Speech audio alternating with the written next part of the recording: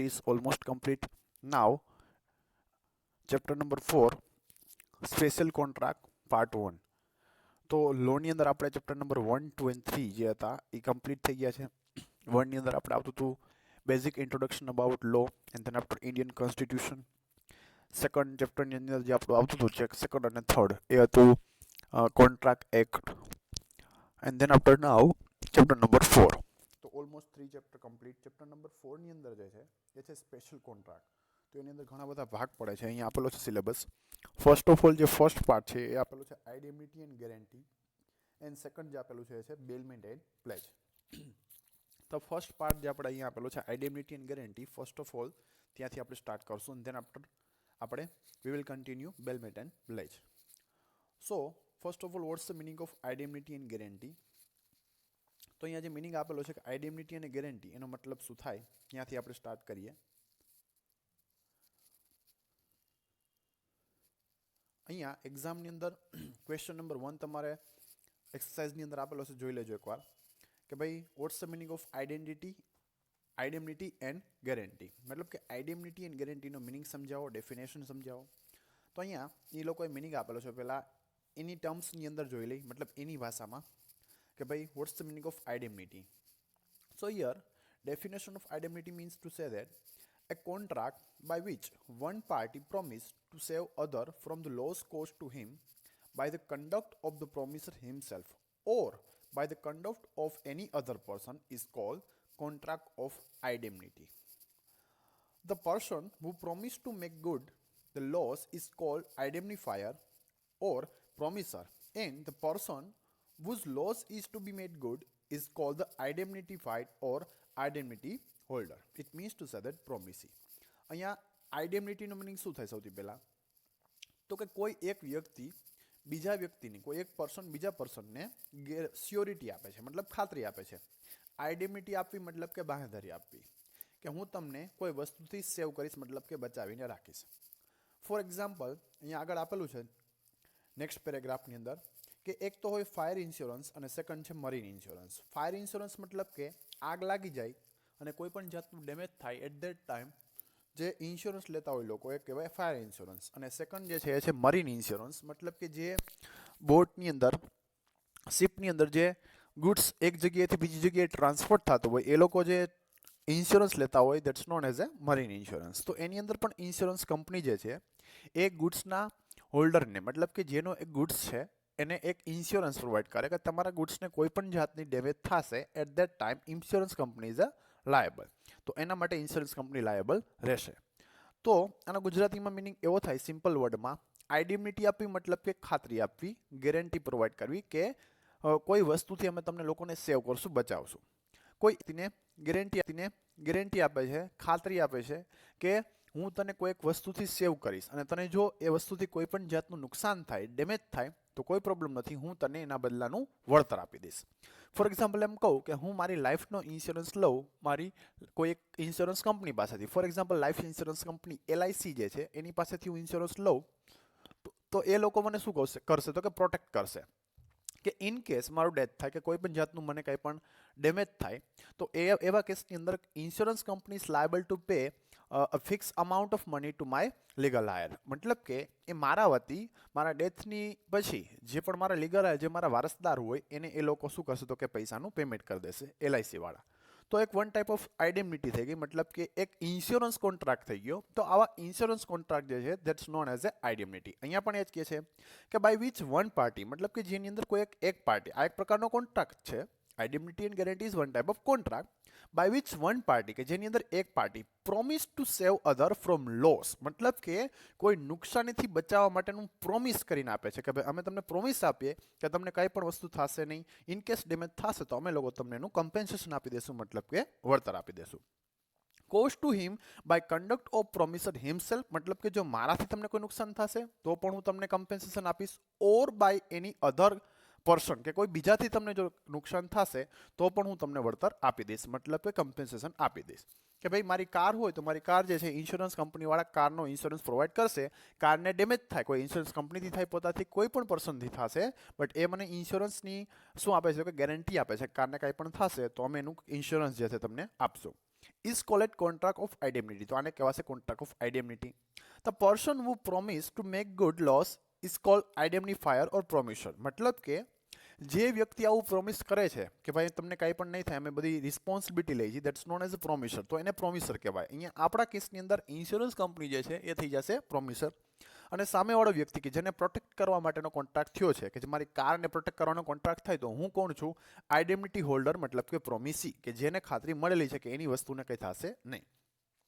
તો આવો કોઈ પણ ઇન્સ્યોરન્સ કોન્ટ્રાક્ટ થાય, that's known as a identity and guarantee.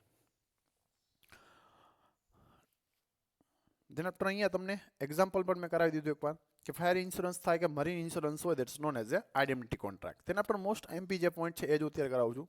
The most common use the terms indemnified and indemnity occur in the insurance policy. જેમ કે મેં કીધું કે ઇન્સ્યોરન્સ પોલિસીની અંદર જ આવા વર્ડનો ખાસ કરીને યુઝ થાય છે અને આઇડેન્ટિટી જે છે એવા કોન્ટ્રાક્ટ યુઝ થતા હોય. When purchasing an insurance policy, the insurance company agree to indemnity the policyholder or another specified party against loss or damage that may occur. મતલબ કે જ્યારે પોલિસી પરચેસ કરવા માટે જાઓ ત્યારે પોલિસીની જે કંપની હોય, ઇન્સ્યોરન્સ કંપની હોય, એ આપણને એક પ્રકારની ગેરંટી જ આપે છે કે તમારી કોઈ પણ વસ્તુને કે તમને કોઈ પણ જાતનું ડેમેજ થાય, નુકસાન થાય, કોઈના પણ વ્યક્તિ વતી થાય, તો અમે તમને એના બદલામાં શું આપશું? તો કે વીમો જે છે એ ક્લેમ પાકીને જેટલા પણ પૈસા આપવાના થતા હોય સ્પેસિફાઈડ અમાઉન્ટ આપશું. That's known as A identity contract. તો આવા કોન્ટ્રાક્ટને કહેવાશે identity contract. For example life insurance. Next જે આઈએમપી પોઈન્ટ છે એ હું કરાવી દઉં. કમેન્સમેન્ટ ઓફ આઇડેન્ટિફાયર્સ લાયબિલિટી. અહીંયા જે મેં મટીરિયલ પ્રોવાઈડ કરેલું છે અંડરલાઇન કરીને વ્યવસ્થિત આપેલું છે. અંડરલાઇન કરેલી જે પાર્ટ છે એ મોસ્ટ ઇમ્પોર્ટન્ટ છે અને એ તમારે બુક્સની અંદર જે આપેલા છે એ એક્ઝામની અંદર પણ લખવાના થાય છે. કમેન્સમેન્ટ ક્યાંથી થઈ હતી? મતલબ કે આવા આઇડેન્ટિટી ઓફ કોન્ટ્રાક્ટ ક્યારથી સ્ટાર્ટ થયા? તો કે છે high court of Mumbai, Lahore, Nagpur have however held that indemnifier can be made liable only when indemnity holder has incurred an actual loss. Important સમજવાનું શું કહે છે કે કોર્ટે શું કીધું, મુંબઈ નાગપુરની કોર્ટે શું કીધું, લાહોરની કોર્ટે, કે ભાઈ મને એકચ્યુઅલમાં જો કોઈ પણ જાતનો લોસ થાય, ખરેખર કોઈ પણ જાતનો લોસ થાય, at that time insurance company મને પૈસા આપવા માટે લાયબલ છે, અધરવાઇઝ નથી. મતલબ કે હું મારી કારનો ઇન્સ્યોરન્સ લઉં છું અને મારી કાર ચોરી થઈ જાય કે મારી કાર કોઈને કોઈ અકસ્માત થઈ જાય, ડેમેજ થઈ જાય, તો એના બદલામાં મને કંપનીએ એનું વળતર આપવું પડશે. Because company is liable to pay certain amount of money as per our contract. But it may be possible કે હું મારી કારને હું ખુદ ડેમેજ કરી નાખું, કે હું ખુદ એમ કહું કે ભાઈ વીમો પકાવવા માટે કે ઇન્સ્યોરન્સને મેચ્યોર કરવા માટે હું મારી ખુદ કારને જે છે એને ડેમેજ કરી નાખું, એને સળગાવી દઉં, એને ફાયરમાં આગ લગાડી દઉં, જે પણ કરું તે, તો એના માટે કંપની લાયબલ નથી. Has incurred an actual loss. Actual લોસનો મિનિંગ શું થાય? કે ખરેખર તમારી પ્રોપર્ટીને ડેમેજ થયેલું હોવું જોઈએ. તમે જાતે કરીને કરો છો તેવું નહીં ચાલે. સો ડિસ્ચાર્જ ઓફ લાયબિલિટી, મતલબ કે તો કંપની તમને એના બદલેનું કમ્પન્સેશન આપી દેશે અને એ પોતાની લાયબિલિટીમાંથી કેવી થઈ જશે? તો કે ડિસ્ચાર્જ થઈ જાય. ત્યારબાદ English law, to identify does not merely means to reimbursement in respect of money paid. મતલબ કે આઇડેન્ટિફાઈનો મતલબ એવો નથી થતો ખાલી કે તમને કોઈ પણ જાતનું નુકસાન થશે તો અમને આવીને કહેજો, અમે તમને એના બદલામાં પૈસા જે છે આપી દેશું. એનો મિનિંગ એવો નથી થતો. But to save from loss in respect of liability against which the identity has to been given. મતલબ કે માત્ર ને માત્ર ઇન્સ્યોરન્સ કંપનીનો એક જ પર્પઝ ન હોય કે કોઈ પણ જાતની તમારી પ્રોપર્ટીને ડેમેજ થાય તો એના બદલામાં અમે તમને લોકોને પૈસા આપી દઈએ, નહીં. બટ એને સેવ કરવા, મતલબ કે તમારી વસ્તુને અમે પ્રોટેક્ટ પણ કરશું અને એની અગેન્સ્ટમાં તમને તો કે કોઈ પણ જાતનું ડેમેજ થાય તો ઇન્સ્યોરન્સ પણ આપશું. હું એમ કહું કે ફોર એક્ઝામ્પલ મારા લેપટોપની અંદર મેં તો કે ક્વિકિલ ઇન્સ્યોરન્સ, ક્વિકિલ જે છે એન્ટીવાયરસ મેં શું કરેલો હોય તો કે ઇન્સ્ટોલ કરેલો હોય, જેનાથી કોઈ પણ વાયરસ નહીં આવે, કોઈ પણ કોમ્પ્યુટર રિલેટેડ વાયરસ એમાં ઇન્સ્ટોલ નહીં થાય. તો ક્વિકિલ જે સિક્યુરિટી છે એ લોકો મને મારા લેપટોપની અંદર સિક્યુરિટી પ્રોવાઈડ કરે છે, મારા ડેટાને સિક્યોર રાખશે કે કોઈ પણ વાયરસ એને હાર્મ નહીં કરી શકે, મતલબ કે ડેમેજ કરી શકશે નહીં. ઇન કેસ માની લો કે કોઈ પણ જાતનું ડેમેજ થાય તો હું ક્વિકિલ ઉપર હું શું કરીશ? તો કેસ કરીશ કે ભાઈ ક્વિકિલ જે છે એન્ટીવાયરસ સોફ્ટવેર હોવાથી હતો છતાં પણ વાયરસથી ડેમેજ થાય છે મારા ડેટા એટ ધેટ ટાઈમ, તો એને મને જે પણ અમાઉન્ટ જે છે એ આપવી પડશે.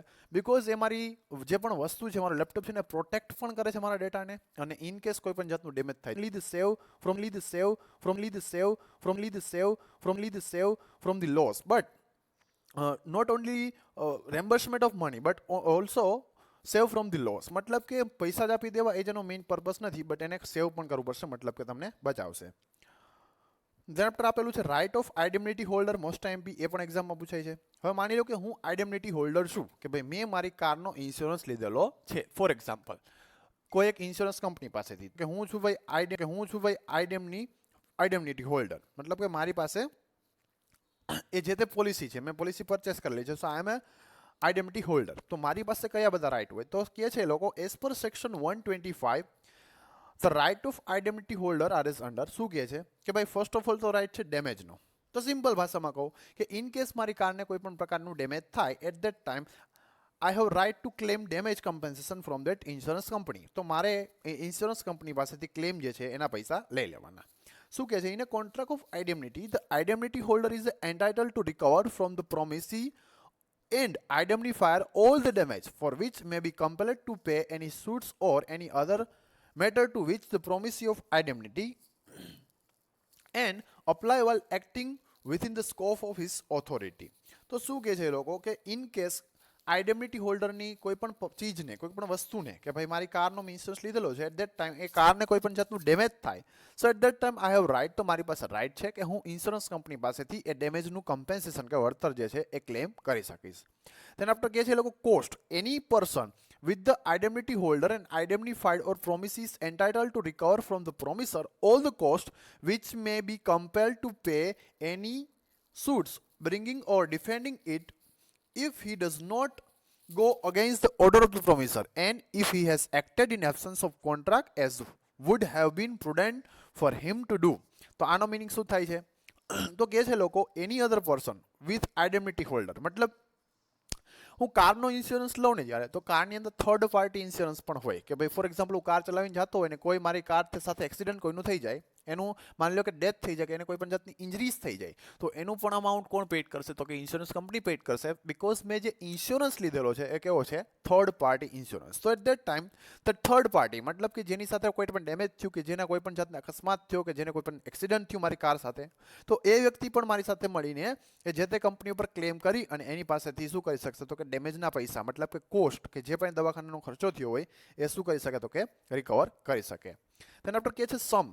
Any indemnity holder is entitled to recover from indemnified all sum which has paid under terms of compromise of any suits or the compromise was not against the order of the promisor and the compromise was such that it was to be done prudent in absence of any contract of indemnity.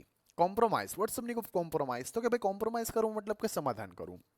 કે હું એમ કહું કે મારી સાથે જે પણ પર્સનનું accident થયેલું હતું, એની સાથે જે એક્સિડન્ટ થયેલું હતું તો એ મારી ઉપર કેસ ફાઇલ કરવાનો હતો, બટ અમે લોકોએ સમાધાન કરી નાખ્યું, મતલબ કે કોમ્પ્રોમાઇઝ કરી દીધું, તો એની અગેન્સ્ટમાં મારે એને કોઈ પણ જાતની અમાઉન્ટ આપવી પડશે, પૈસા આપવા પડશે, તો એ અમાઉન્ટ પણ હું ઇન્સ્યોરન્સ કંપની પાસેથી રિકવર કરી શકું. એની આઈડેમનિટી હોલ્ડર મતલબ કે હું એન્ટાઇટલ ટુ રિકવર, મતલબ કે મારી પાસે રાઇટ છે રિકવર કરવાનો ફ્રોમ ધ આઈડેમનિફાઈડ, મતલબ કે ઇન્સ્યોરન્સ કંપની પાસેથી ઓલ સમ, મતલબ કે એવા દરેક amount which he has paid, કે જે મેં પેડ કરેલા છે under the terms of compromise, કે ભાઈ સમાધાન કરવા માટે જે ટર્મ્સ એગ્રી થયેલા હતા મારા અને વ્યક્તિ વચ્ચે જેની સાથે મારું એક્સિડન્ટ થયું છે, any suits or compromise was not against the order of the promisor, મતલબ કે according to rules and regulation જે પણ થતું હોય એ હું વેલિડ કોમ્પ્રોમાઇઝ કરી અને વેલિડ કમ્પેન્સેશન જે તે વ્યક્તિને આપી દઉં અને એટલા પૈસા હું મારી ઇન્સ્યોરન્સ કંપની પાસેથી રિકવર કરી શકું. તેના આપણે કહે છે explanation of right of indemnity holder. એક્સપ્લેનેશનમાં શું કહે છે? Must satisfy all the essential of a valid contract such a competent party, free consent, lawful object etcetera, otherwise it will not be valid. મતલબ કે કોઈ પણ જાતના આવા આઈડેમનિટી કોન્ટ્રાક્ટ કરો છો, કે ફોર એક્ઝામ્પલ હું કોઈ પણ ઇન્સ્યોરન્સ કંપની સાથે આઈડેમનિટીનો કોન્ટ્રાક્ટ કરું છું, એટ ધેટ ટાઈમ શું કરવું પડશે? Must satisfy all the essential of a valid contract. કે અહીંયા આપણે જે ચેપ્ટર 2 અને 3 અંદર આપણે એક પોઈન્ટ સ્ટડી કરેલો હતો, watts the meaning of valid contract. તો વેલિડ કોન્ટ્રાક્ટ કોને કહેવાય? એટ ધેટ ટાઈમ તમને લોકોને આવતું હતું કે વેલિડ કોન્ટ્રાક્ટ મતલબ કે that person must be competent person, મતલબ કે જે તે વ્યક્તિ કોમ્પિટન્ટ હોવો જોઈએ, લ્યુનેટિક નહીં ચાલે, ગાંડો થઈ ગયો તો નહીં ચાલે, કોઈ પણ ડ્રંકન પર્સન છે તો નહીં ચાલે, અનસાઉન્ડ માઇન્ડ પર્સન છે તો નહીં ચાલે, માઇનર પર્સન છે તો નહીં ચાલે. So that person must be competent. Then after free consent. What's the meaning of free consent? So without any coercion, without any undue influence, without any torture, મતલબ કે કોઈ પણ જાતના undue influence કર્યા વગર, કોઈ પણ જાતની એના ઉપર બળજબરી કર્યા વગર એની ફ્રી કન્સેન્ટ મળેલી હોવી જોઈએ. લોફુલ ઓબ્જેક્ટ, જે પણ ઓબ્જેક્ટ છે અમારો, જે અમારો પર્પસ છે, main purpose behind the indemnity must be lawful. તો અમારો પર્પસ પણ લોફુલ હોવો જોઈએ, તો જ એ કોન્ટ્રાક્ટ આઈડેમનિટીફાઈડ કોન્ટ્રાક્ટ જે છે એ વેલિડ છે, અધરવાઇઝ એ કોન્ટ્રાક્ટ કેવો થઈ જશે? તો કે ઇનવેલિડ કોન્ટ્રાક્ટ કન્સિડર કરવામાં આવશે. નેક્સ્ટમાં જે લોકો કહે છે ડ્યુટી ઓફ આઇડેન્ટિટી હોલ્ડર, મતલબ કે મારી પાસે જો ઇનકેસ કોઈ પણ પોલિસી છે, મેં મારી કારની ઇન્સ્યોરન્સ પોલિસી લઈને રાખેલી છે, તો મારી પાસે ઘણા બધા રાઇટ તો છે જ, બટ ઇવન દો મારી ઘણી બધી રિસ્પોન્સિબિલિટી છે, મતલબ કે એ પણ મારે પૂરી કરવી પડશે. કઈ કઈ રિસ્પોન્સિબિલિટી કહે છે?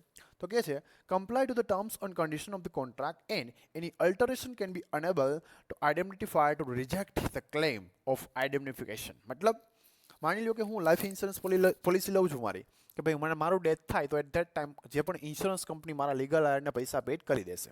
મારી લાઈફ ઇન્સ્યોરન્સ પોલિસી મેં લીધી ફોર એક્ઝામ્પલ, તો લાઈફ ઇન્સ્યોરન્સ પોલિસીની અંદર ખાસ લખેલું જ એક ક્લોઝ કે ઇન કેસ કોઈ પણ પર્સન સુસાઇડ કરશે, મતલબ કે હું આત્મહત્યા કરી લઉં ફોર એક્ઝામ્પલ, તો એટ ધેટ ટાઈમ ઇન્સ્યોરન્સના પૈસા મને મળે નહીં. કે હું એમ કહું કે પૈસાની જરૂર છે અને આપણી પાછળ કોઈ હેરાન ન થાય તો એક કામ કરું, હું સુસાઇડ કરી લઉં, તો ઇન્સ્યોરન્સ બાકી જશે 1 કરોડનો 50 લાખનો ફોર એક્ઝામ્પલ, અને એ પૈસા મને મારી પાછળવાળા જે લીગલ આયર છે, મારા વારસદાર લોકોને મળી જાય, તો એવું ચાલતું નથી.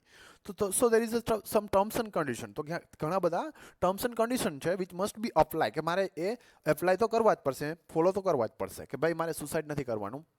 હું એમ કહું કે કારનો ઇન્સ્યોરન્સ લીધેલો છે, બટ કાર હું રોંગ સાઈડમાં ચલાવીને જતો હોય, મારી જ મિસ્ટેક હોય, તો હું કારનો ઇન્સ્યોરન્સ મારો જે છે એ મેચ્યોર નહીં થાય, મતલબ કે પાકશે નહીં, એ ક્લેમ મને કંપની નહીં પ્રોવાઈડ કરે, બિકોઝ એના ટર્મ્સ એન્ડ કન્ડિશન એવું કહે છે કે કારને રોંગ સાઈડ ઉપર નથી ચલાવવાની for example.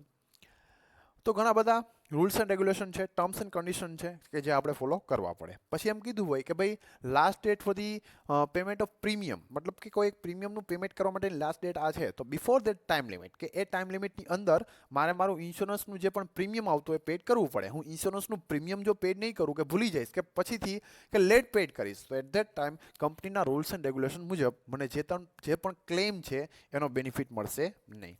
So there is certain duty of the indemnity holder. તો આઇડેન્ટિટી હોલ્ડરની ઘણી બધી ડ્યુટી છે જે આઇડેન્ટિટી હોલ્ડરે ફોલો કરવી પડે. સો ફર્સ્ટ પોઈન્ટ કમ્પ્લીટ અહીંયા કે વોટ્સ મીનિંગ ઓફ આઇડેન્ટિટી, એની ડ્યુટી અને એની રિસ્પોન્સિબિલિટી, તો એટલી આપેલી છે. નેક્સ્ટ જે છે એ છે contract of guarantee. Now next point is contract of guarantee. Watts the meaning of guarantee? Guarantee આપવી એટલે શું? તો કે કોઈના વતી જામીનગીરી આપવી, ગેરંટી આપવી. હું એમ કહું કે મારા ફ્રેન્ડે કોઈ એવું કીધું કે ભાઈ મારે 500 રૂપીસની રિક્વાયરમેન્ટ છે, મારે 500 રૂપિયા જોઈએ છે. મેં કીધું મારી પાસે નથી, તું કોઈ એક મારો વ્યક્તિ છે દુકાન કે કોઈ શોપ કે જે જગ્યા ઉપર જે મારો રિલેટિવ છે, તો એની પાસે જઈને લઈ લે. તો મારો રિલેટિવને કોલ કરીને હું કહી દઈશ કે આ વ્યક્તિ આવે છે, એને 500 રૂપીસ ફોર એક્ઝામ્પલ આપી દેશો, જે પણ જોતા હોય પૈસા આપી દેજો, હું ગેરંટી લઉં છું કે એ તમને પાછા આપી દેશે.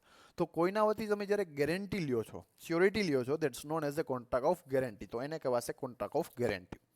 જેમ કે આપણને ખબર હોય કે કોઈ પણ વ્યક્તિને જેલ થઈ જાય, કોઈ પણ વ્યક્તિને જ્યારે પણ ગુનામાં સજા થાય, એટ ધેટ ટાઈમ એને જામીન મેળવવા પડે. મતલબ કે કોઈ વ્યક્તિ વચમાં રહેશે, ગેરંટી આપશે કે તમે અત્યારે એ વ્યક્તિને છૂટો કરી દો, એના ઉપર કેસ ચાલશે, કાર્યવાહી થશે, ત્યાં સુધી એ ક્યાંય પણ ભાગીને જવાનો નથી. મતલબ કે હું એના વતી શું લઉં છું? તો કે ગેરંટી લઉં છું. દેટ્સ નોન એઝ એ જામીન. મતલબ કે જેને જામીન કહેવાતા હોય, that's known as a contract of guarantee.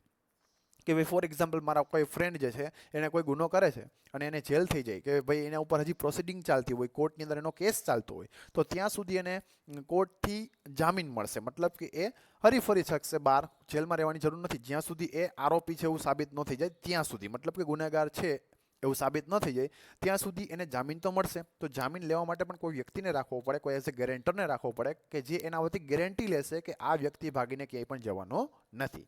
So that's not as a contract of guarantee. તો એને આપણે કહેવાશે કોન્ટ્રાક્ટ ઓફ ગેરંટી. હવે અહીંયા કોન્ટ્રાક્ટ ઓફ ગેરંટીના મિનિંગમાં એની ભાષામાં જરાક જોઈ લઈ. A contract of guarantee is a contract to perform the promise or discharge the liability. મતલબ કે કોઈ એક પ્રોમિસ આપે છે, કોઈ એક ગેરંટી આપે છે, કોઈ એક લાયબિલિટીને પહોંચી વળવા of A third person in case of his default. કે જો એ વ્યક્તિ ડિફોલ્ટ કરશે ને, કે એ વ્યક્તિ તમને આમ કરશે ને, તો એના વતી હું ગેરંટી લઉં છું. મતલબ કોઈના વતી ગેરંટી લેવી. The person who give the guarantee is called the surety. મતલબ કે જે વ્યક્તિ ગેરંટી આપે છે એ છે સ્યોરિટી. મેં અહીંયા એક એક્ઝામ્પલ આપ્યું કે મારો કોઈ એક ફ્રેન્ડ છે, એ ફોર એક્ઝામ્પલ કોઈ એક કેસની અંદર આરોપી છે, એને જેલથી છૂટવા માટે જામીન લેવા પડશે. હું એના વતી જામીન રહું છું કે ભાઈ હું એના વતી જામીનગીરી આપું છું, ખાતરી આપું છું કે એ વ્યક્તિ ભાગીને ક્યાંય પણ નહીં જાય. જો એ પણ ક્યાંય પણ જશે તો એના વતી જવાબદાર હું રહીશ. તો હું આવી ગેરંટી આપું છું, તો હું કોણ છું? Surety. The person in respect of whose default and the guarantee is given called the principal debtors. મતલબ કે જેના વતી મેં જામીનગીરી લીધી છે મારો ફ્રેન્ડ, એ કોણ છે? પ્રિન્સિપલ ડેટર્સ કહેવાશે.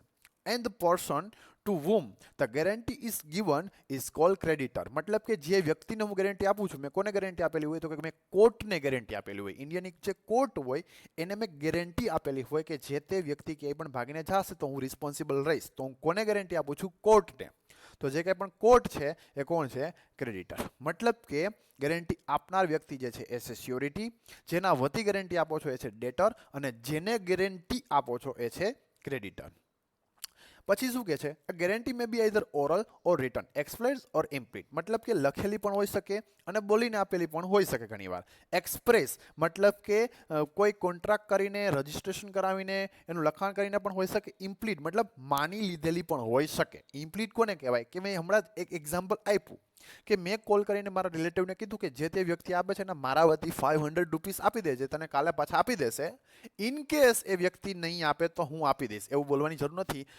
મારા ઉપર એને એટલો ટ્રસ્ટ હોય કે હું એને કોલ કરીને કહી દીધું કે જે તે વ્યક્તિ આપે છે આજે એને 500 રૂપીસ આપી દેજે, કાલ તને એ પાછા આપી જશે. તો પાછળથી બોલવાની જરૂર ન હોય કે ભાઈ એ નહીં આપે તો હું આવી જઈશ, તો એ બોલવાની જરૂર નથી. બટ ઇવન દો એ માની લેવાનું કે મારા વતી એને પેમેન્ટ કરેલું છે તો હું રિસ્પોન્સિબલ છું. So that's known as a implied guarantee. Example આપેલા છે, મેં ઓલરેડી તમને લોકોને કરાવી દીધા. અહીંયા આપેલું છે triangle agreement, triangle agreement and triangle relationship. તો અહીંયા એ જ કહે છે કે આવા કોન્ટ્રાક્ટની અંદર ત્રણ વ્યક્તિઓ હોય. જેમ કે મેં કીધું કે એક તો હોય ગેરંટી આપનાર, એક તો હોય ગેરંટી લેનાર, અને એક એવો વ્યક્તિ કે જેના વતી ગેરંટી આપલે થાય છે. તો ત્રણ વ્યક્તિ હશે, જેમ કે હું, મારો ફ્રેન્ડ અને એ જે કોર્ટ જે છે ઇન્ડિયાની એક કોર્ટ.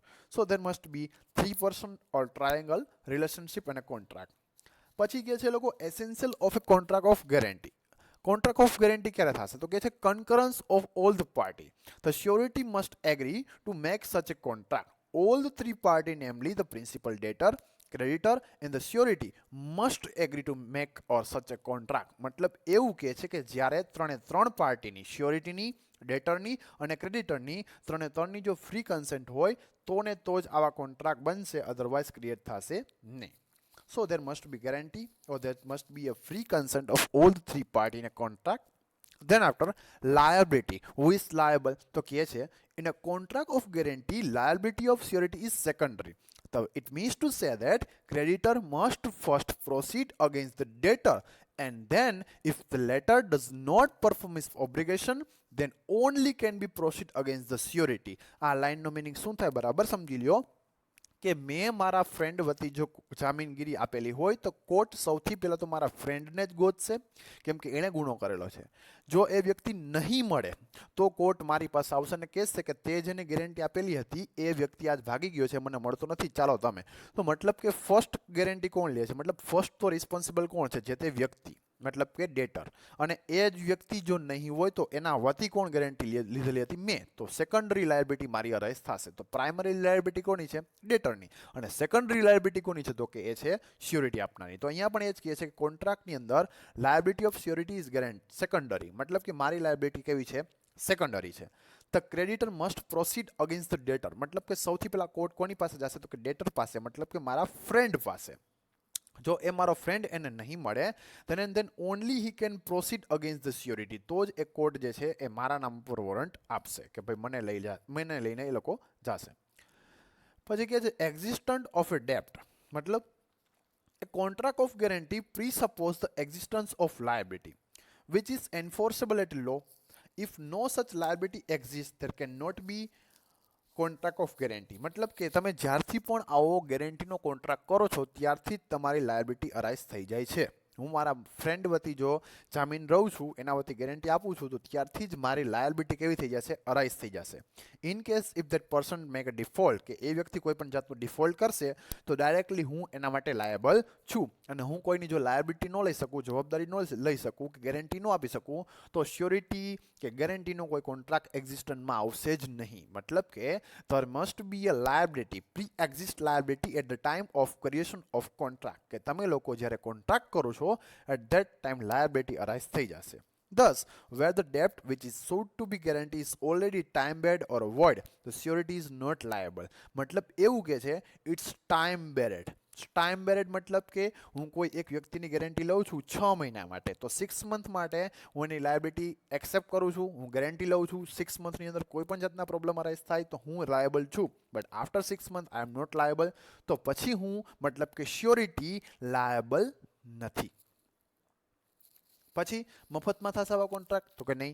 કન્સિડરેશન મતલબ there must be a consideration between the creditor and the surety so as to make the contract is enforceable by law. મતલબ કે નો કન્સિડરેશન નો કોન્ટ્રાક્ટનો જે રૂલ્સ છે એ અહીંયા એપ્લિકેબલ થશે કે જો કોઈ કન્સિડરેશન નથી તો કોન્ટ્રાક્ટ પણ નહીં થાય. તો હું કોર્ટને મારા ફ્રેન્ડ વતી કોઈ પણ જાતની જામીનગીરી આપું છું તો એના બદલામાં મારે જે પણ ફીસ પેડ કરવી પડતી હોય એ consideration that's known as a consideration, તો એને કન્સિડરેશન કહેવાશે. એ પણ મારે જમાનત જેને કહેવાય ને જમાનત માટેની કે જામીનગીરી માટેની ફી, તો મારે એ કોર્ટને પેડ કરવી પડશે એન્ડ ધેન આફ્ટર કોર્ટ જે છે એ મને એઝ એ સિક્યોરિટી એક્સેપ્ટ કરશે, અધરવાઇઝ નહીં કરે. So to create a contract between me and the court there must be a consideration between two party. મતલબ કે અમારા બંને વચ્ચે કન્સિડરેશન હોવું જોઈએ. Writing not necessary. શું કહે છે કે either may be oral or written, express or implied. મતલબ આવો કોન્ટ્રાક્ટ ઓરલ પણ હોઈ શકે, રિટર્ન પણ હોઈ શકે, એક્સપ્રેસ ઓર ઇમ્પ્લીટ પણ હોઈ શકે. રિટર્નમાં લખાણ જરૂરી છે નહીં. Essential of a valid contract. Valid contract કોને કહેવાય? It must have all the essential of a valid contract. It means to say that offer, acceptance, intention to create a legal relationship, capacity to contract, genuine and free consent, lawful object, lawful consideration, certainty and possibility of performance and legal formalities. તો એવું કે છે if you want to create a contract of guarantee there must be a valid contract. કે જો તમારે કોઈ પણ ગેરંટીનો contract create કરવો હોય તો વેલિડ કોન્ટ્રાક્ટ હોવો જોઈએ. હવે વેલિડ કોન્ટ્રાક્ટ ક્યારે કહેવાય? તો કે ઓફર અને એક્સેપ્ટન્સ થવું જોઈએ. કોઈ એક વ્યક્તિ ઓફર કરશે, બીજો વ્યક્તિ એને એક્સેપ્ટ કરશે. Intention to create a legal relationship. There must be a legal relationship between two party who enter into the contract. કે જે વ્યક્તિ કોન્ટ્રાક્ટની અંદર એન્ટર થાય છે એ બંને વ્યક્તિ વચ્ચે લીગલ રિલેશનશિપ હોવો જોઈએ. કેપેસિટી ટુ કોન્ટ્રાક્ટ માટે લ્યુનેટિક નહીં ચાલે, માઇનર પર્સન પણ નહીં ચાલે. તો કેપેસિટી હોવી જોઈએ. એ વ્યક્તિ ગેરંટી આપશે તો ચાલશે. કોઈ નાનો છોકરો ગેરંટી આપી દે કોર્ટને કે હું ગેરંટી લઉં છું, એ વ્યક્તિ ક્યાંય ભાગી નહીં જાય તો નહીં ચાલે. That person must be a major person. Genuine and free consent, કે ખરેખર ફ્રી કન્સેન્ટ મળેલી હોવી જોઈએ. મને મારી ધમકીને મારી પાસેથી કોઈ કઢાવશે હા તો ફ્રી કન્સેન્ટ નથી તો એવી પણ નહીં ચાલે. ઓબ્જેક્ટ અમારો લોફુલ હોવો જોઈએ, કન્સિડરેશન અમારું લોફુલ હોવું જોઈએ, અને જે પણ કોન્ટ્રાક્ટ કરો છો એ એકચ્યુઅલમાં પોસિબલ મતલબ શક્ય બને એવો હોવો જોઈએ. So there must be a valid contract between two party. No concealment of fact. What's the meaning of concealment? Concealment means to say that કોઈ પણ વસ્તુ છુપાવવી, હાઇડ કરવી, હિડન કરવી. તો ફેક્ટ મતલબ કોઈ પણ મેટર, કોઈ પણ વાત. તો હું જ્યારે કોઈ પણ કોન્ટ્રાક્ટમાં એન્ટર થાઉં છું કોર્ટ સાથે, કોઈ ગેરંટી આપું છું કોઈ વ્યક્તિ વતી, એટ દેટ ટાઈમ મારે કોઈ પણ વસ્તુ જે છે એ બધી જ વસ્તુ કોર્ટ સામે ડિસ્ક્લોઝ કરવી પડશે. હું કોઈ પણ વસ્તુ કન્સીલમેન્ટ કરું છું, છુપાવું છું, તો અમારા વચ્ચે જે કોન્ટ્રાક્ટ થશે, હું જે ગેરંટીનો કોન્ટ્રાક્ટ કરું છું કોર્ટ સાથે, આ કોન્ટ્રાક્ટ કેવો થઈ જશે? તો કે invalid. The creditor should disclose the surety the fact that are likely to affect the surety's ability.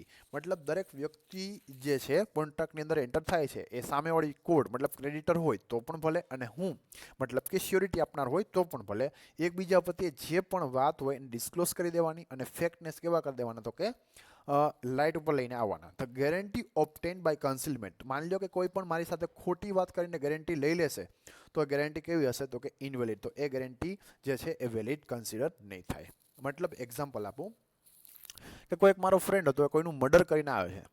કોઈનું મર્ડર કરીને પછી એમ કે કોર્ટમાં એની સાથે કેસ ચાલે છે અને મારી પાસે આવીને એમ કહે કે ભાઈ હું નાના એવા કેસની અંદર ગયો છું, મતલબ કે જેલમાં છું, મેં એક સિગ્નલનું ક્રોસ ખાલી કરેલો હતું કે હું રોંગ સાઈડમાં થતો હતો, કે મેં હેલ્મેટ નહોતું પહેર્યું, કે પછી મારી પાસે લાયસન્સ નહોતું એટલે મને આ લોકોએ પકડ્યો છે અને એના બદલામાં તું મારી ગેરંટી લે. તો મને તો ફેક્ટની ખબર નથી કે એને કોઈનું મર્ડર કરેલું છે. તો હું એવું માનીને ગેરંટી આપું છું કે જે તે વ્યક્તિ જે છે એને કોઈ એક નાનો એવો ક્રાઇમ કરેલો છે કે એની પાસે ડ્રાઇવિંગ લાયસન્સ નથી, કે કોઈ એક ટ્રાફિક સિગ્નલ જે છે એને બ્રેક કરેલો હતો, તોડેલો હતો, તો હું એવું માનીને એની ગેરંટી આપી દઉં. એન્ડ ધેન આફ્ટર મને ખબર પડે કે એનો તું મેઇન ક્રાઇમ કયો કરેલો હતો? તો કોઈનું મર્ડર કરેલું હતું. તો મારી પાસે એ લોકોએ શું કર્યું? તો કે મટીરિયલ ફેક્ટ જે હતું કે જે મને કહેવું જોઈએ કે કેના બદલામાં હું ગેરંટી આપું છું, એ જ મારાથી શું કર્યું? લોકોએ છુપાયું. તો મારી આપેલી ગેરંટી કેવી થઈ જશે? ઇનવેલિડ. તો મારી ગેરંટી વેલિડ નહીં થાય, બિકોઝ જ્યારે પણ હું ગેરંટી આપું ત્યારે મને ખબર હોવી જોઈએ કે હું કેના બદલામાં ગેરંટી આપું છું. તો આવી રીતના ખોટી રીતે ગેરંટી લેશો તો કેવી થઈ જશે? Invalid.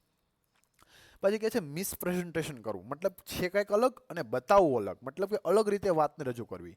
The guarantee should not be obtain by misrepresentation the fact of the surety, મતલબ ખોટી રીતે મિસપ્રેઝન્ટેશન કરીને તમે કોઈ મારી પાસેથી શ્યોરિટી લઈને જાઓ છો, ગેરંટી લઈને જાઓ છો, તો આવી ગેરંટી કેવી થઈ જશે? તો કે invalid. Of absolute good faith thus does not require complete disclosure of all the material facts by the principal debtor or the creditor to the surety before he enter into the contract, but the facts that are likely to affect the extent of surety's responsibility must be duly represented. એવું કહે છે કે કોઈ એક નાની એવી વાત છે કે જેનાથી શ્યોરિટીની મતલબ કે મારી જવાબદારી ઉપર, મારી રિસ્પોન્સિબિલિટી ઉપર કોઈ ફરક પડવાનો નથી. તો એવી કોઈ મટીરિયલ ફેક્ટ મારાથી છુપાવશે કે નહીં કહે કે મિસપ્રેઝન્ટેશન કરશે તો કોઈ પ્રોબ્લેમ છે નહીં. બટ કોઈ એવી વાત કે કોઈ એવી વસ્તુ એ લોકો મારાથી મિસપ્રેઝન્ટેશન કરે છે, હિડન કરે છે, મારાથી છુપાવીને રાખે છે કે જેના કારણે મારી રિસ્પોન્સિબિલિટી કેવી થઈ જશે? વધી જશે, કે મારી રિસ્પોન્સિબિલિટી ઉપર એની ડાયરેક્ટ ઇફેક્ટ આવશે. તો એવી ખોટું મિસપ્રેઝન્ટેશન કરીને મારી પાસેથી ગેરંટી લેશે તો એ ગેરંટી કેવી થશે? તો કે ઇનવેલિડ. નેક્સ્ટમાં કહે છે in case of co-surety does not join where a person give a guarantee upon a contract that the creditor shall not act upon until another person has joined and it is the co-surety. Thus guarantee will be invalid if the other person does not join. શું કહે છે એ લોકો? co-surety એટલે શું? તો કે એક કરતાં વધારે વ્યક્તિ જ્યારે ગેરંટી આપે ને ત્યારે એને કહેવાશે co-surety. મતલબ કે મારા કોઈ ફ્રેન્ડે કોઈ ક્રાઇમ કરેલો હોય, એના બદલામાં હું અને મારા ફાધર બંને એકબીજા સાથે મળીને કોઈ શ્યોરિટી આપીએ, સો દેટ્સ નોન એઝ અ કો શ્યોરિટી, બીકોઝ એની અંદર એક કરતાં વધારે વ્યક્તિ શ્યોરિટી આપે છે.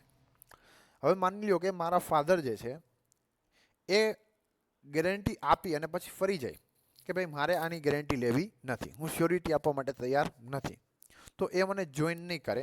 એટ ધેટ ટાઈમ શું કહે છે? Guarantee will be invalid. તો આવી ગેરંટી કેવી થઈ જશે? ઇનવેલિડ થઈ જશે. If other person does not join, મતલબ કે સેકન્ડ પર્સન જે છે એ જોઈન નથી કરતો ત્યારે. upon a contract that the creditor shall not act upon until another person has joined as its co-surety. તો સાથે મળીને એ co-surety ને પૂરી કરવી પડશે, અધરવાઇઝ આવા કોન્ટ્રાક્ટ કેવા થઈ જશે? ઇનવેલિડ. નેક્સ્ટમાં જે છે એ કહે છે કાઇન્ડ ઓફ ગેરંટી, મતલબ કે કેટલા પ્રકારની ગેરંટી આપી શકાય. ફર્સ્ટમાં કહે છે there is total two type of guarantee. First one is a specific and second one is a continuing. First, specific guarantee means what? Specific guarantee means to say that a guarantee given for the one specific transaction only. In this case, liability of surety extend only to the single transaction. मतलब કોઈ એક કામ પૂરતી જો guarantee આપો ને તો એને કહેવાશે સિંગલ ગેરંટી ઓર સ્પેસિફિક ગેરંટી. કે મેં કોઈ જગ્યા ઉપર એમ કીધું કે તું આને આજે 500 રૂપીસ મારા વતી આપી દેજે, હું તને કાલે પાછા આપી દઈશ. તો એક જ ટ્રાન્ઝેક્શન માટે મેં જે તે વ્યક્તિને મોકલ્યો છે અને એક જ ટ્રાન્ઝેક્શન માટેની મેં ગેરંટી લીધેલી છે, એક દિવસ જવાનું અને 500 રૂપીસ લેવાના છે એના માટે. તો સિંગલ ટ્રાન્ઝેક્શનની ગેરંટી આપેલી છે, that's known as a specific guarantee. અને કન્ટિન્યુઇંગ ગેરંટી કોને કહેવાય? તો કે હું એમ કહું કે તારે રોજ અને મારા વતી 500 રૂપીસ આપી દેવાના ડેઈલી, હું તને એ બધા પૈસાનો હિસાબ લાસ્ટમાં હું તને એટલા પૈસા આપી દઈશ. તો એને કહેવાશે કન્ટિન્યુઇંગ ગેરંટી. મતલબ કોઈ એક સિંગલ ટ્રાન્ઝેક્શન પૂરતી ગેરંટી આપેલી છે નહીં, કોઈ પણ ટ્રાન્ઝેક્શન એ કરશે, that's known as a continuing guarantee. અહીંયા આપેલું છે which extend to series of transaction, મતલબ કોઈ એક ટ્રાન્ઝેક્શન પૂરતી કે એક કામ કરવા પૂરતી ગેરંટી આપેલી નથી, આવા ગમે તેટલા કામ કરે દરેક કામ ઉપર મારી ગેરંટી છે. It's not defined or confined to single transaction but can fix up to limit on its liability as the time or amount of guarantee when the guarantee is continuing one. મતલબ કે કોઈક સમય માટે હું એને આપી શકું, એક મહિના સુધી તારે એને આટલા પૈસા આપવાના થાય છે, તો કન્ટિન્યુઇંગ ગેરંટી જેને કહેવાય. કોઈ મારો ફ્રેન્ડ એમ કે જે તે વસ્તુની મારે જરૂર છે, અત્યારે બધી દુકાન બંધ છે અને મારી પાસે પૈસા નથી, મારા વસ્તુ જોઈએ છે, તો હું કોઈ એક શોપકીપરને એમ કહી દઉં કે અત્યારે મારા વતી જે તે વ્યક્તિને આ વસ્તુ આપી દેજો, પૈસા હું તમને આપી દઈશ. તો એ કન્ટિન્યુ, તો એક એવું ટ્રાન્ઝેક્શન છે, સિંગલ ટ્રાન્ઝેક્શન છે, મતલબ એક જ વાર ગેરંટી આપી છે, સ્પેસિફિક ગેરંટી. હું એમ કહું કે ભાઈ આપણું ખાતું ત્યાં ચાલે છે, તારે ક્યારેય પણ જરૂર પડે ને કોઈ પણ વસ્તુની, તો બિંદાસ તમ તારે ત્યાંથી દુકાનેથી તારે જોઈને લઈ લેવાનું, તો મેં કન્ટિન્યુ ગેરંટી આપેલી છે, મતલબ કે ગમે ત્યારે કોઈ પણ વસ્તુની જરૂર પડશે તો મારો ફ્રેન્ડ જઈને ત્યાં શોપકીપર પાસે જઈને ઊભો રહી જશે કે આટલી વસ્તુ મને આપી દો, એને કહેવાશે કન્ટિન્યુઇંગ ગેરંટી, મતલબ કે એક કરતાં વધારે ટ્રાન્ઝેક્શન માટે ગેરંટી આપેલી છે. પછી આપેલું છે રાઇટ ઓફ સિયોરિટી. હવે હું ગેરંટી આપું છું, હું કોઈના વતી સિયોરિટી પ્રોવાઈડ કરું છું, તો મારી પાસે પણ ઘણા બધા રાઇટ હોવા જોઈએ. એમાં શું કહે છે રાઇટ અગેન્સ્ટ ધ ક્રેડિટર. તો ફર્સ્ટ કહે છે રાઇટ અગેન્સ્ટ ધ ક્રેડિટર, મતલબ કે કોર્ટ ઉપર મારા કાંઈક રાઇટ છે. The creditor ought not to change the terms of the agreement between creditor and the principal debtor without surety's assent. મતલબ તો આ એક પ્રકારનો ટ્રાયંગલ કોન્ટ્રાક્ટ છે. શ્યોરિટી મતલબ કે હું, ડેટર મતલબ કે મારો ફ્રેન્ડ, અને ક્રેડિટર મતલબ કે કોર્ટ, અમારા ત્રણ વચ્ચે. હવે એકવાર આવો કોન્ટ્રાક્ટની અંદર ત્રણે ત્રણની સાઇન થઈ જાય, આ કોન્ટ્રાક્ટ એકવાર એન્ટર થઈ જાય, પછી ડેટર અને ક્રેડિટર મતલબ કે કોર્ટ અને મારો ફ્રેન્ડ મને પૂછ્યા વગર, મતલબ કે શ્યોરિટીની પરમિશન લીધા વગર એ કોન્ટ્રાક્ટના કોઈ પણ ટર્મ્સ એન્ડ કન્ડિશન ચેન્જ કરશે, મતલબ કે એની કોઈ પણ ક્લોઝ, એના કોઈ પણ વર્ડ, એની કોઈ પણ ગેરંટી, એની કોઈ પણ લાયબિલિટીની અંદર એ લોકો મને પૂછ્યા વગર ચેન્જીસ કરશે, તો અલ્ટરેશન થશે, ચેન્જીસ થશે, પછી હું એ ગેરંટી મેં જે આપેલી હતી એના માટે હું લાયબલ નહીં રહું. મતલબ કે કોઈ પણ જાતના કોન્ટ્રાક્ટની અંદર ચેન્જીસ કરવા હોય, અલ્ટરેશન કરવું હોય તો શ્યોરિટીની પરમિશન લેવી જરૂરી છે. મતલબ કે મારી પરમિશન હોય, મને એ લોકો ઇન્ફોર્મ કરેલો હોય ને તેના પર એ લોકો ચેન્જીસ કરશે તો ચાલશે. બટ અમારો જે ટ્રાયંગલ જે કોન્ટ્રાક્ટ છે, ટ્રિપલ કોન્ટ્રાક્ટ જે છે અમારા ત્રણ વચ્ચે, મને પૂછ્યા વગર કોઈ ડેટર કે ક્રેડિટર કોઈ પણ જાતના ટર્મ્સ એન્ડ કન્ડિશનમાં ચેન્જીસ કરશે તો હું એવા કોન્ટ્રાક્ટ માટે લાયબલ ફર્ધર રહીશ નહીં. તો કહે છે એ લોકો however the event that the change of profit of surety might not have the impact of realizing the surety.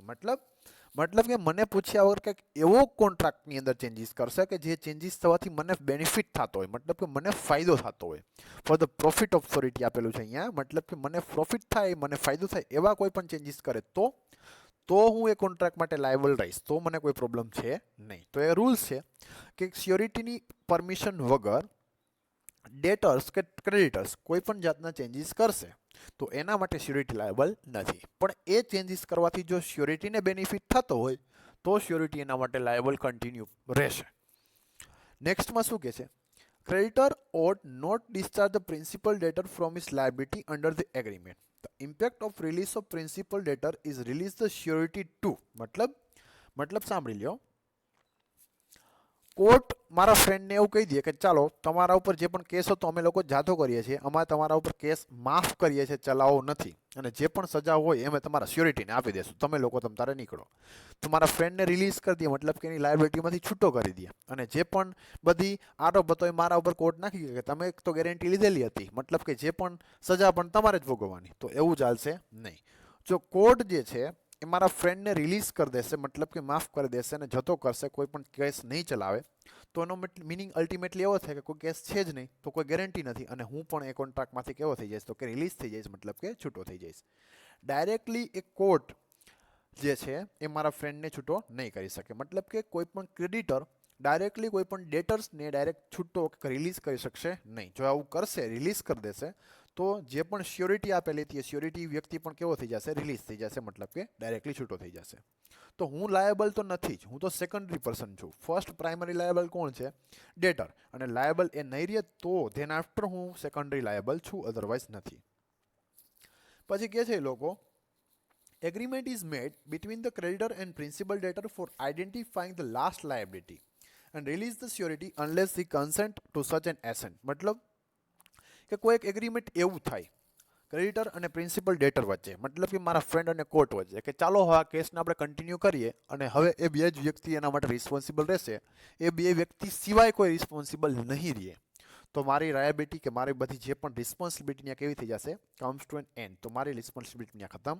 હવે કોઈ પણ વસ્તુ થશે તો રિસ્પોન્સિબલ કોણ રહેશે, મારો ફ્રેન્ડ, હું એના વચ્ચે રિસ્પોન્સિબલ નહીં રહું.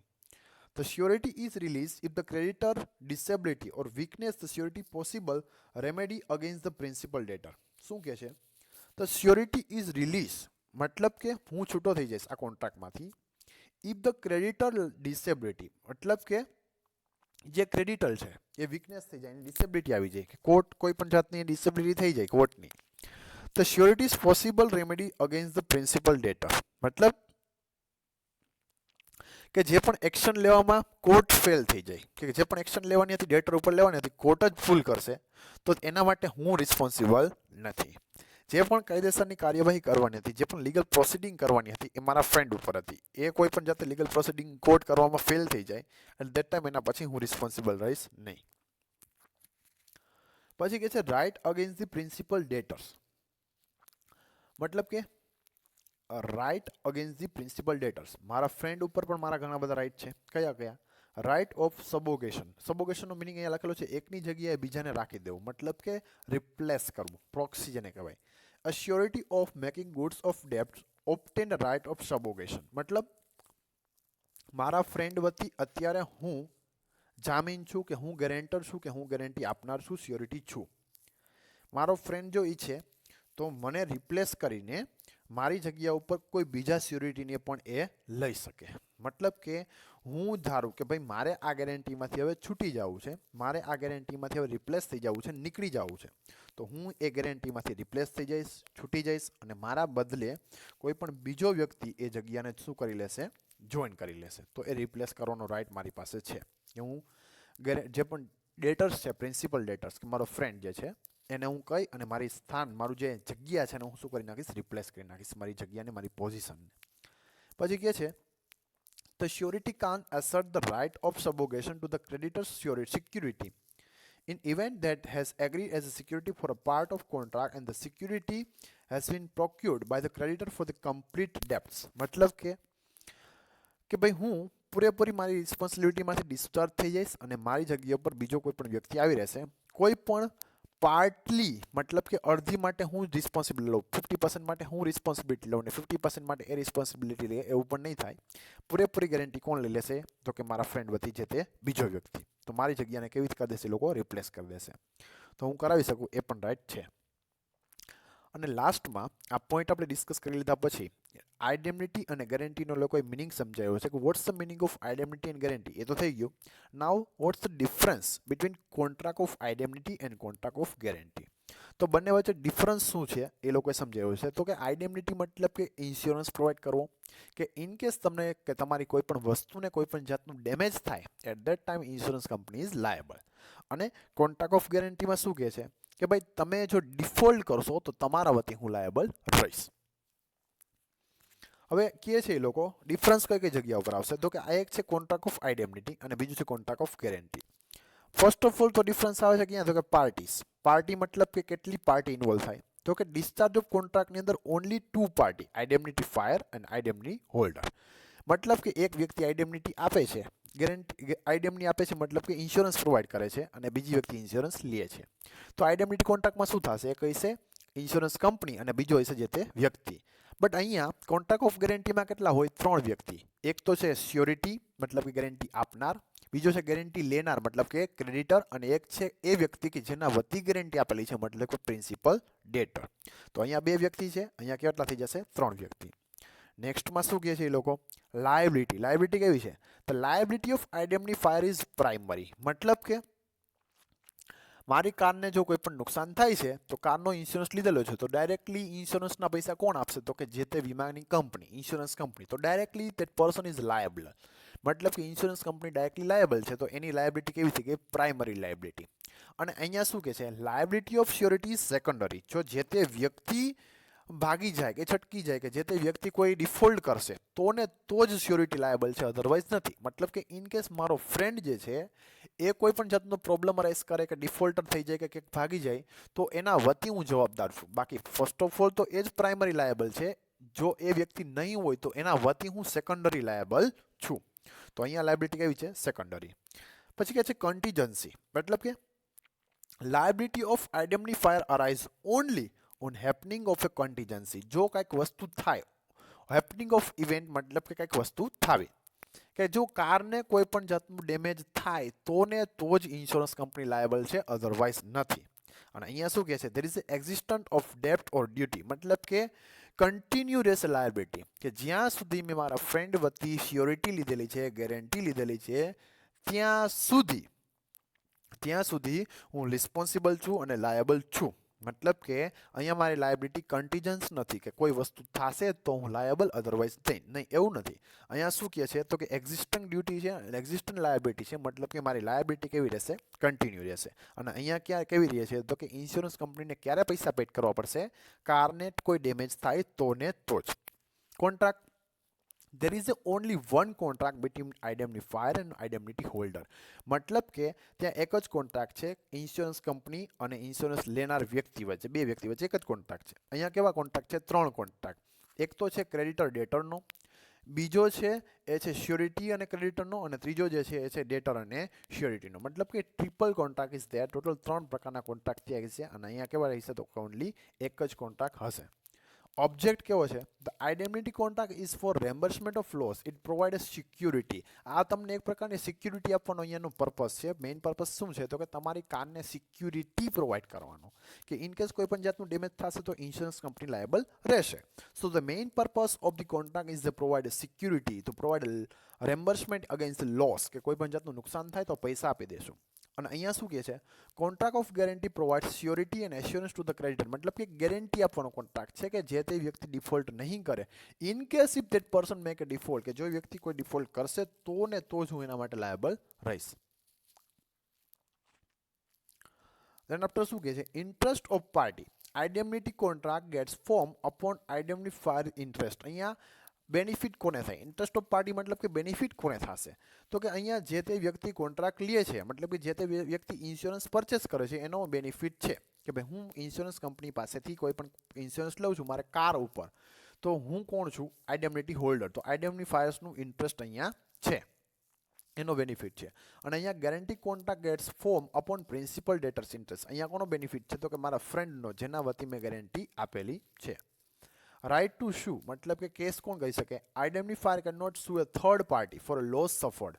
મતલબ કે મારી કારનો ઇન્સ્યોરન્સ લઈને હું રાખું અને કારને કોઈ વ્યક્તિ આવી અને એને બર્ન કરીને ફાયર કરીને જતો રહે, તો હું જે તે વ્યક્તિ ઉપર પાસેથી પૈસા માંગીશ નહીં માગો. હું ડાયરેક્ટ કોની પાસે જઈશ તો કે ઇન્સ્યોરન્સ કંપની પાસે જઈશ અને એની પાસેથી પૈસા લઈશ. બિકોઝ ઇન્સ્યોરન્સ કંપની અને હું અમે બંને કોન્ટ્રાક્ટમાં એન્ટર થયા છીએ. અને અહીંયા શું કહે છે, surety can be sue on the principal debtors. મતલબ કે સૌથી પહેલા કોર્ટ પકડશે કોને તો કે પ્રિન્સિપલ ડેટરને, મતલબ કે મારા ફ્રેન્ડને.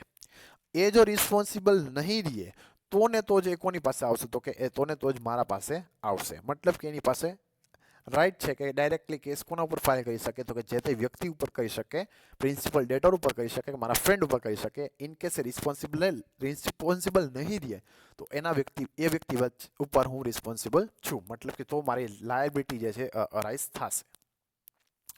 તો અહીંયા જે મેઇન પોઈન્ટ આપણે હતા એ કન્સિડર કરી લીધા. First of all identity and identity holder and then after guarantee. Next point જે છે આ ચેપ્ટરનો એ છે બેલમેન્ટ, કોન્ટ્રાક્ટ ઓફ બેલમેન્ટ. કોઈ વસ્તુને ગીરવે રાખવી, બેલ રાખવી મતલબ કે કોઈ વસ્તુને ગીરવે રાખવી, જામીન તરીકે રાખવી.